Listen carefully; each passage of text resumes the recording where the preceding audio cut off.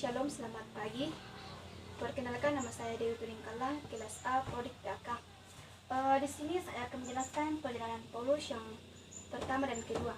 Perjalanan Paulus yang kedua dimulai dari Listra ke Antiokhia ke Listra, di mana Silas dan Rasul Paulus meninggalkan Antiokhia dan Timotius bergabung dengan Paulus dan Silas di Listra.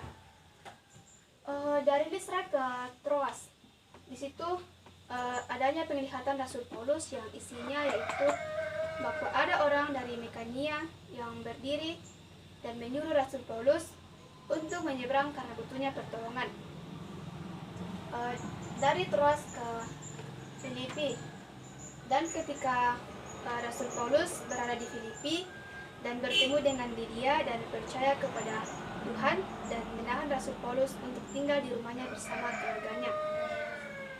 Kemudian melanjutkan perjalanan dari Filipi ke Tesalonika. Di situ juga terjadi keributan di Tesalonika, di mana orang Yunani iri hati dan mengepung rumah Yason untuk menangkap Rasul Paulus untuk disidangkan di pengadilan rakyat. Kemudian dari Tesalonika ke Berea. Di situ juga dijelaskan banyak orang-orang Berea yang percaya kepada Tuhan Yesus. Kemudian melanjutkan perjalanan dari Berea ke Athena, di mana kesetiaan Rasul Paulus menanti teman-teman sepelayannya, yakni Silas dan Timotius. Maka hati Rasul Paulus sangat sedih karena di Athena penuh dengan patung-patung penyembah berhala.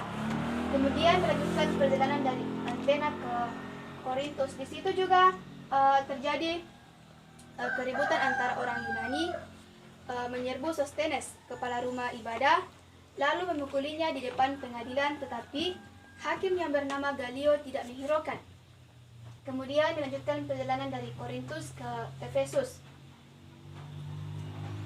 di mana Aquila dan Priscilla menyertai Rasul Paulus dalam berlayar, dan kemudian sampailah mereka di Efesus, dan Rasul Paulus meninggalkan Priscilla dan Aquila di Efesus, dan Rasul Paulus sendiri masuk ke rumah ibadah dan berbicara dengan orang-orang Yunani.